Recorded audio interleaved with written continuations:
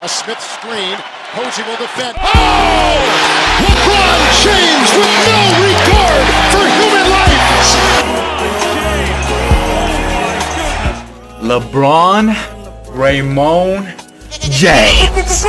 Undeniably one of the greatest basketball players of all time, if not the greatest, but many will often regard him as LeFlop.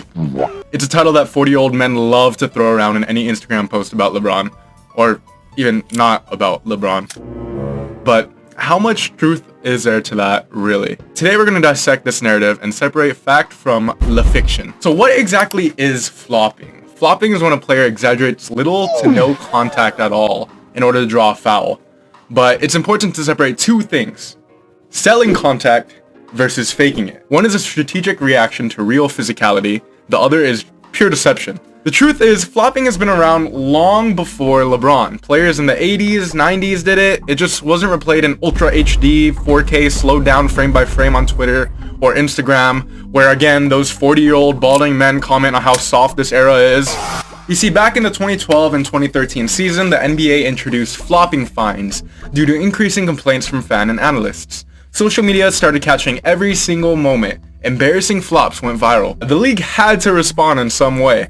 But again, this isn't something relatively new. I mean, look at footage before. It's hard to really be critical of literally anything when it looks like it was shot on a DS.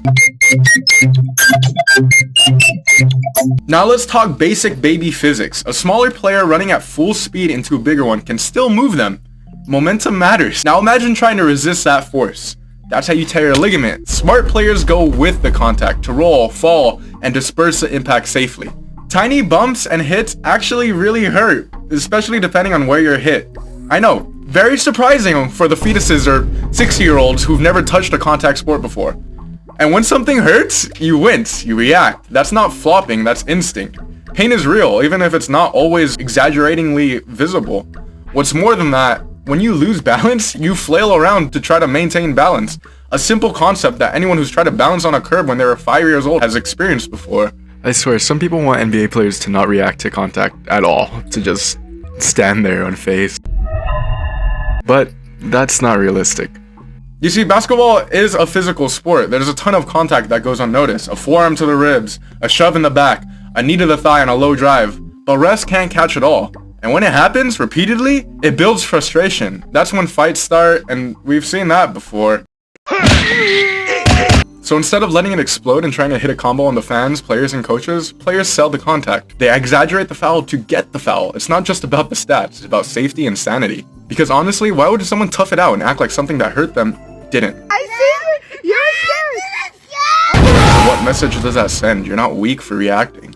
You're smart for trying to let the ref handle it before things spiral. LeBron is the most visible player on the planet. Every step, every reaction, every flop, real or exaggerated, gets dissected more than anyone else's. I mean, he's critiqued for saying or doing anything, or saying and doing nothing at all. Being the face of the league for this long means more attention, and more criticism. LeBron is easily the most over-criticized player in history, and there are definitely many reasons for that, but maybe that's something I'll get into in another video. Back to flopping, and let's be honest, there are ridiculous flops in the league, but LeBron, a lot of his so-called flops that are hyper-criticized, that coined him that name, LeFlop, are just normal reactions in fast physical moments. Now, with all my points in mind, let's quickly run through LeBron's most infamous flops and dissect them. In this first clip, you can see both LeBron and Paul George are trying to beat each other to the spot, and PG unintentionally shoulder checks LeBron's chin as they both lean in. In this next clip, LeBron is swept under as he jumps up, and CP3 slightly leans into the underside of his legs, and this is his space that he's entitled to, so it's not surprising that there's a call here. Again, the way physics works, he's going to flail around and lose balance. In this clip, David West steps on LeBron's foot, and while LeBron is trying to square himself, loses his balance since he can't move backwards. This play is simply just a foul. Stanley Johnson fouls LeBron with his body, as he's still moving and not set, and LeBron also catches an elbow to the temple. Again, both of them are moving fast. Of course, a slight hit of the elbow is going to hurt. In this next one, it's again very easy to see. Dillon Brooks steps on LeBron's foot while they're both trying to box out and gets pushed back. LeBron can't catch his balance since his other foot is stuck under Brooks' foot, so he falls. This one, Damari Carroll angrily shoves off Tristan Thompson with his elbow, which, domino effect, leads to Thompson's elbow hitting LeBron in the mouth. Because, again, physics. He winces and flinches back hard, albeit a little exaggeratingly, and loses his balance. But this is an obvious foul on Carroll still. I don't get why people even question this. Now, this one, a moving blindsided screen is obviously a foul. LeBron reacts to the hit, then loses his balance. This one, LeBron gets shoved, loses balance, and doesn't want to run into the rotating man, so he goes with the shove, which again, this is a foul. Now, the only slight case is this exact play. It's a no call no matter what, but D-Rose makes contact with the ball as LeBron gets a rebound, which then smacks him in the face. He probably wasn't expecting this and wasn't tensed up for this moment. His pain is real, but there isn't any foul here. LeBron winks, acknowledging this. This happens all the time. Players get hurt, react to something that isn't an actual call, but get the call. I mean, off the top of my head, Jimmy Butler recently got a call in a play-in game versus Memphis, which was not a foul at all, and smiled at the camera because he knew it shouldn't have been a call. I mean, LeBron has only been fined once since his introduction back in 2013, and this is the play. LeBron James was getting just fronting David West. In the play, he kind of recklessly tries to swing off West and loses his balance, but he gets right back up and doesn't look for a call, as I'm sure even he knew there was no foul here. Both of them got fined in this situation.